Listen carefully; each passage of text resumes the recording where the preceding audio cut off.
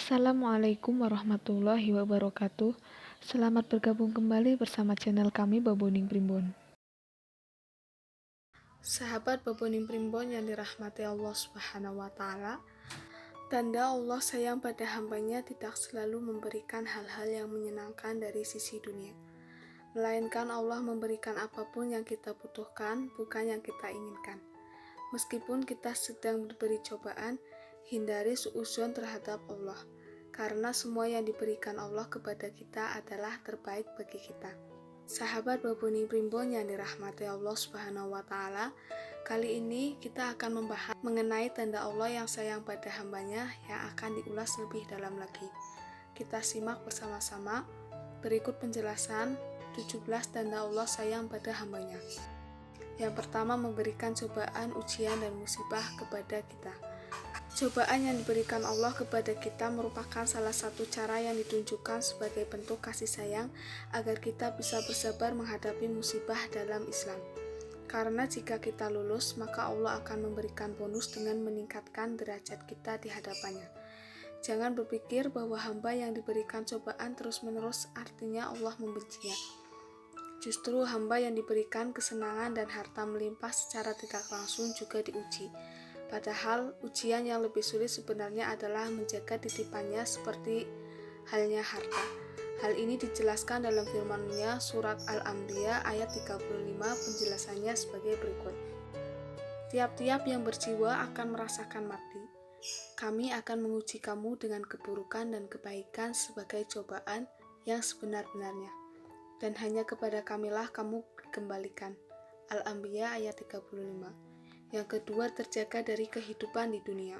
Allah akan senantiasa menjaga hamba-hambanya yang beriman dan bertakwa di dunia, tidak akan membiarkan terjerumus dalam kemaksiatan, dan selalu menjaga hamba tersebut dengan ketentraman dan juga ketenangan hati. Sesungguhnya Allah akan menjaga hambanya yang beriman dan Dia mencintainya, seperti kalian menjaga makanan dan minuman orang sakit di antara kalian, karena kalian takut pada kematiannya. Hadis riwayat Al-Hakim, Ibnu Abi Asim, dan Al-Baihaqi. Yang ketiga, dengan adanya kesolehan. Orang yang soleh merupakan salah satu hamba yang disayangi oleh Allah Subhanahu wa taala. Kesolehan merupakan anugerah yang tiada bandingannya. Jangan lupa bahwa kesolehan adalah salah satu nikmat dan tanda kasih sayang dalam Islam yang diberikan Allah Subhanahu wa taala kepada kita.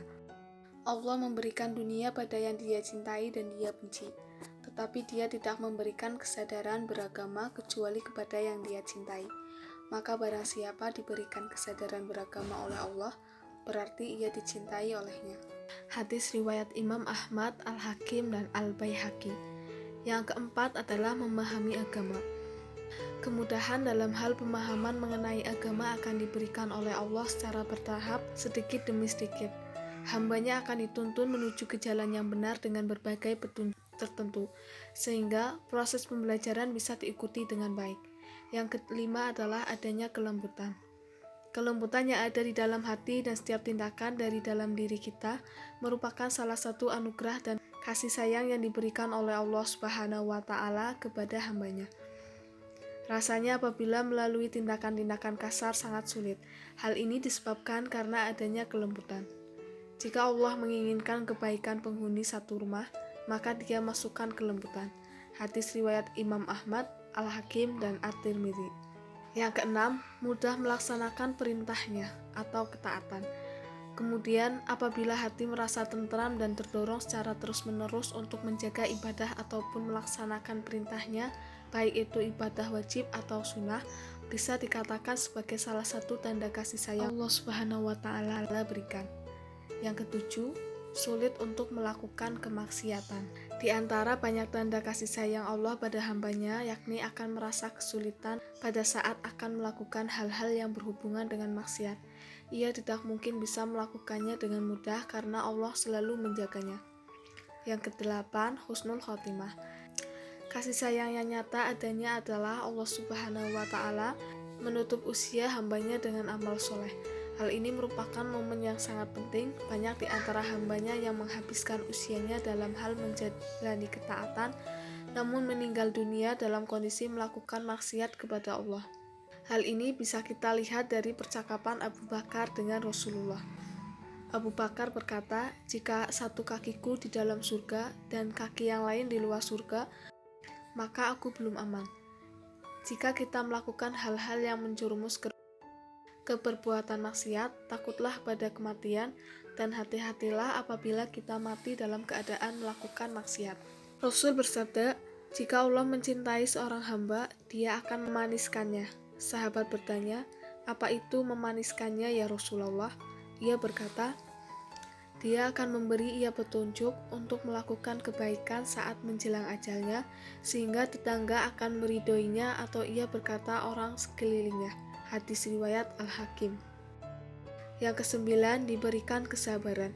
Kesabaran memang cara menahan amarah dalam Islam yang sudah diberikan Allah kepada hambanya yang beriman dan bertakwa.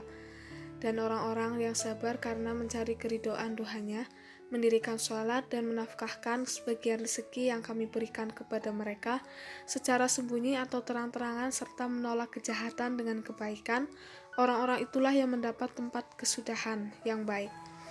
Quran Surat Ar-Rod ayat 2. Yang ke-10, ditatangkan orang-orang baik di sekeliling kita.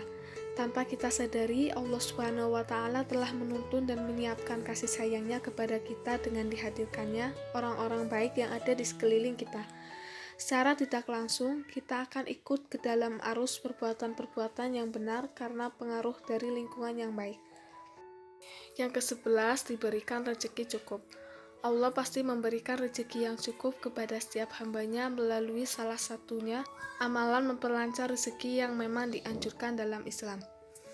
Dan sesungguhnya telah kami muliakan anak cucu Adam, kami angkat mereka di daratan dan di lautan, kami beri mereka rizki yang baik-baik dan kami lebihkan mereka dengan kelebihan yang sempurna atas kebanyakan makhluk-makhluk yang telah kami ciptakan.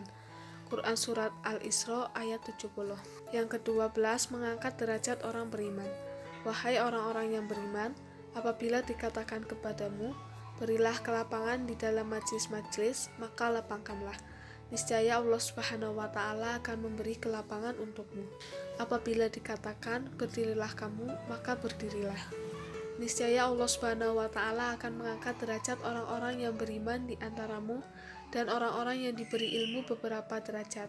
Allah Subhanahu wa Ta'ala Maha teliti apa yang kamu kerjakan. Quran Surat Al-Mujadalah ayat 11. Yang ke-13 adalah selalu membuka pintu taubat. Pintu taubat selalu Allah berikan kepada setiap hambanya yang bersungguh-sungguh.